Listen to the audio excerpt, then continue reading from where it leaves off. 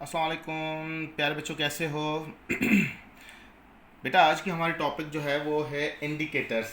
Indicators हैं क्या, और इंडिकेटर्स का काम क्या है, एसिड बेस टाइट्रेशन क्या है, पीएच क्या है। ये छोटे छोटे टॉपिक्स हैं जो आज के लेक्चर में इंशाल्लाह हम डिस्कस करेंगे। So let's start first. Indicators. Indicators क्या है? अगर कोई आपसे पूछे व्हाट आर इंडिकेटर्स, तो इंडिकेटर्स याद रहे बेटा, indicators are the chemical substance और केमिकल कंपाउंड्स। ये केमिकल कंपाउंड्स होते हैं या केमिकल सब्सटेंस होते हैं विच, इनका काम क्या होता है, which indicate and point of reaction. किसी भी रिएक्शन की एंड पॉइंट बतलाते हैं, यानी कि अभी रिएक्शन स्टॉप हो गया है, अभी रिएक्शन आपका एंड हो गया है। अब सवाल ये है कि कैसे एंड पॉइंट बतलाएंगे इंडिकेटर से। With the help of particular colour, किसी पर्टिकुलर कलर की मदद से बतलाएंगे कि अब रिएक्शन जो है आपका स्टॉप हो गया है।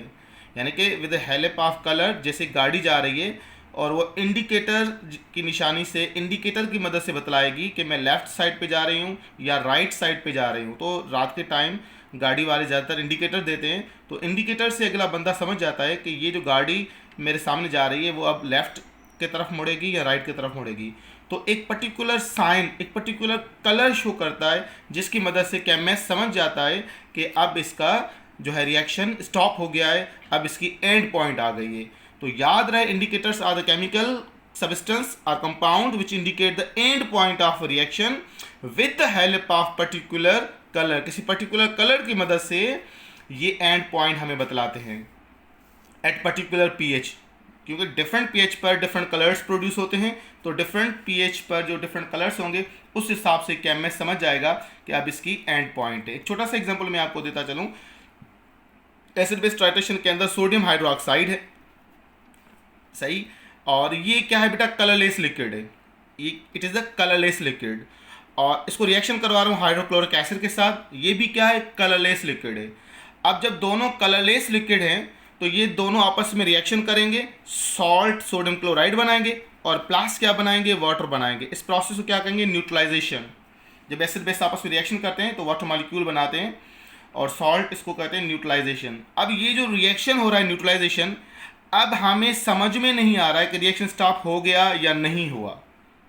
रिएक्शन स्टॉप हुआ या नहीं हुआ हमें समझ में नहीं आ रहा। क्यों? दोनों कलरलेस हैं, प्रोडक्ट भी कलरलेस है। जब कलरलेस है तो हम कैसे आइडेंटिफाई करें? तो इस सिस्टम के अंदर हम क्या करेंगे, पर्टिकुलर इंडिकेटर का यूज़ करेंगे। जब हम इंडिकेटर का यूज़ करेंगे तो वो इंडिकेटर हमें ख़ास एक कलर जो है वो दिखलाएगा। उस कलर के मदद से हम कहेंगे अब सॉल्ट जो है हमारी इकोमोलर के हिसाब से बन चुकी है, अब रिएक्शन आप स्टॉप कर दें। बात में आ रही है? तो एक पर्टिकुलर कलर की मदद से हम रिएक्शन को आइडेंटिफाई करेंगे, इसका नाम है इंडिकेटर्स। इंडिकेटर्स बहुत सारे अक़साम के हैं, मैं आपको सिंटेक्स का रेफरेंस देता चलूँ। हमारे सिंटेक्स में जो कुछ इंडिकेटर्स के एग्जाम्पल हैं, पहला है जी लिटमस पेपर। अगर आपको नज़र आ रहा हो लिटमस पेपर, ये क्या है, लिटमस पेपर। लिटमस पेपर क्या है, सेल्यूलोज का बना होता है और ये सिर्फ इतना बतलाता है कि सॉल्यूशन एसिड है या बेस है या न्यूट्रल है। अब कैसे बतलाएगा ये भी देख लें ज़रा। अगर मेरे पास एक सॉल्यूशन है, फॉर एग्जांपल ये मेरे पास एक क्या है, सॉल्यूशन है, और ये मेरे पास एक इंडिकेटर है, और ये इंडिकेटर क्या है, रेड। अगर रेड इंडिकेटर मैं इसमें ऐड करूँगा और इसका कलर अगर ब्लू हो जाए, रेड अगर ब्लू में हो जाए, रेड लिटमस पेपर ब्लू में कन्वर्ट हो जाए, तो समझना ये बेस है। सॉल्यूशन की नेचर क्या है, बेसिक नेचर है। और अगर मैं इंडिकेटर इसमें डाल रहा हूं कौन सा, ब्लू, और वो चेंज हो जाए, किसके अंदर चेंज हो जाए, रेड के अंदर, तो समझना ये एसिड सॉल्यूशन है। तो एसिड बेस को जांचने का पैरामीटर क्या है हमारे पास, लिटमस पेपर। बहुत आसान है। लिटमस पेपर आप जो है वो किसी सॉल्यूशन के अंदर डालें और इसका कलर देखें, अगर रेड में से ब्लू हो जाए तो बेस, और ब्लू में से रेड हो जाए तो एसिड, और अगर नो चेंज तो इसका मतलब ये न्यूट्रल ही है। अगर रेड रेड रहा, ब्लू ब्लू रहा, या तो इसके लिए हम एक और जो है इस्तेमाल करते हैं जिसका नाम क्या है, पर्पल। यहाँ आप सिंटेक्स में देख सकते हो, रेड एसिड, ब्लू बेस को इंडिकेट करेगा, और पर्पल हो तो न्यूट्रल कलर को इंडिकेट करेगा। बात में आ रही है? अगर आप लिटमस पेपर के 3 कलर्स होते हैं, रेड, ब्लू, पर्पल। अगर रेड को आप डालोगे सॉल्यूशन के अंदर और रेड अगर ब्लू में कन्वर्ट हो गया तो समझना बेस है, और ब्लू डाला और रेड में कन्वर्ट हो गया तो समझना ये क्या है, आपका एसिडिक है। अगर ब्लू ब्लू रहा तो दो कंडीशन हो सकती है ना, हो सकता है बेस हो सकता है न्यूट्रल हो, तो उस हिसाब से हम पर्पल इंडिकेटर यूज़ करेंगे। तो अगरचे पर्पल में नो चेंज आए तो समझना ये आपका न्यूट्रल है। तो एक ये किस्म का सॉलिड सेल्यूलोज का बना होता है, और यकीनन आपने ये क्लास 9th में या इवन आपने फर्स्ट या सेकंड ईयर में प्रैक्टिकल्स भी क्यों होंगे कॉलेज स्कूल साइड पे, तो ये बड़ा आसान है इंडिकेटर्स का। दूसरा और तीसरा जो इंडिकेटर है जिसको हमने नाम दिया है मिथाइल ऑरेंज और फिनाइलफेथलीन, अगर आपको नज़र आ रहे हो, ये बेसिकली सॉलिड पाउडर होता है और इसको हम जो है वो अल्कोहल में डिज़ोल्व करते हैं और 2-3 ड्रॉप जो है वो हम डाल देते हैं किसी भी सिस्टम के अंदर जिसके साथ आप रिएक्शन करवा रहे हो, एसिड या बेस के साथ। तो फिर जैसे रिएक्शन टाइट्रेशन का अमल होगा, टाइट्रेशन का अमल जैसे ही होगा, यानी कि आप एसिड बेस में डालते रहोगे तो इनके आप कलर्स ऑब्जर्व करोगे। अगर आपने मिथाइल ऑरेंज डाला है, रेड कलर अपीयर हुआ तो ये एसिडिक की अलामत होती है, येलो कलर अपीयर हुआ तो ये किसकी अलामत है बेटा, देखिए बेस की अलामत है, और ऑरेंज कलर अपीयर हुआ तो समझना ये न्यूट्रल की अलामत है।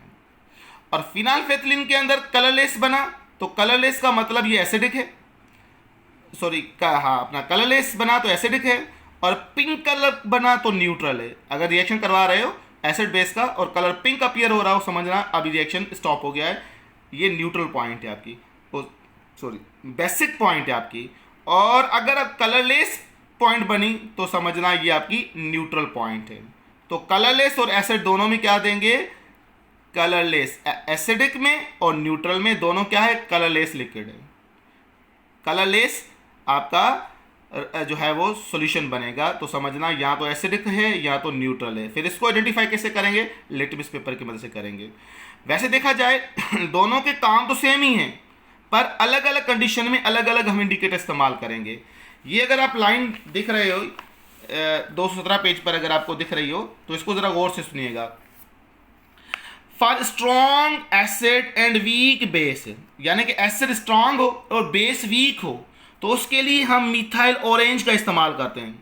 यानी कौन सा इंडिकेटर किस सॉल्यूशन के लिए इस्तेमाल करते हैं, एसिड कौन सा हो बेस कौन सा हो। तो अगर स्ट्रॉन्ग एसिड हो, क्या कहा, अगर स्ट्रॉन्ग एसिड हो तो इस्तेमाल करोगे, और वीक बेस हो तो मिथाइल ऑरेंज, और अगर वाइस वर्सा वीक आपका क्या हो, एसिड हो, और स्ट्रॉन्ग आपका बेस हो, तो उस कंडीशन में हम इस्तेमाल करेंगे क्या, फिनाइलफेथलीन कॉमनली चूज। स्ट्रॉन्ग क्या हो, बेस, वीक एसिड, तो फिनाइलफेथलीन का इस्तेमाल करेंगे। अब बहुत सारे बच्चे कहते हैं सर ऐसा क्यों करते हैं, 2 रीज़न है। एक्चुअली हम कलर वहाँ भी आइडेंटिफाई करते हैं पर वो कलर इतना जो है अच्छा कलर नहीं बनता है, तो केमिस्ट जो है कंफ्यूज हो जाता है। देखें आप अगर कॉलेज के स्टूडेंट्स हो तो यकीन आपने प्रैक्टिकल किए होंगे, ये मैं भी करवाता हूँ प्रैक्टिकल। हमने दोनों पे इस्तेमाल किया है, वीक पर भी स्ट्रॉन्ग पर भी, और दोनों एक ही सॉल्यूशन पे हमने एक ही इंडिकेटर रखा था। तो याद रहे हमने ये देखा जब स्ट्रॉन्ग एसिड और वीक बेस इस्तेमाल कर रहे थे और फिनाइलफेथलीन के अंदर इस्तेमाल कर रहे थे तो उसमें कलर तो बन रहा था पर कलर इतना अच्छा नहीं बन रहा था, यानी कि हम आइडेंटिफाई नहीं कर पा रहे थे कि अब जो है वो एंड पॉइंट आई कि नहीं आई। पर जब हम वहाँ पर क्या इस्तेमाल कर रहे थे, फिनाइलफेथलीन रिस्पेक्ट ऑफ मिथाइल ऑरेंज, तो उसका colour with respect of strong base में अच्छा बन रहा था। तो ये अलग अलग हमने इंडिकेटर इसलिए बनाए हैं ताकि इनका कलर जो है वो अच्छे तरीके से आप आइडेंटिफाई कर सको। ये एक इंट्री टेस्ट में एमसीक्यूज भी आया हुआ है, इसको ज़रा गौर से सुनिएगा। स्ट्रॉन्ग एसिड वीक बेस में मिथाइल ऑरेंज का इस्तेमाल करते हैं और स्ट्रॉन्ग बेस और वीक एसिड में फिनाइलफेथलीन का इस्तेमाल करते हैं। ये 2 पॉइंट्स बहुत ज़्यादा इंपॉर्टेंट है, इसको नोट कीजिएगा। उसके बाद लास्ट इंडिकेटर है हमारे पास यूनिवर्सल इंडिकेटर। अब यूनिवर्सल इंडिकेटर हम किसको बोलते हैं बेटा, और इसका काम क्या होता है, ये सब के लिए इस्तेमाल कर सकते हैं। जैसे कि यूनिवर्सल रिमोट कंट्रोल होता है ना बेटा, किसी भी तरह की आपकी टीवी हो सब पे अप्लाई कर सकते हो। तो यूनिवर्सल इंडिकेटर सब सॉल्यूशन के लिए इस्तेमाल करते हैं।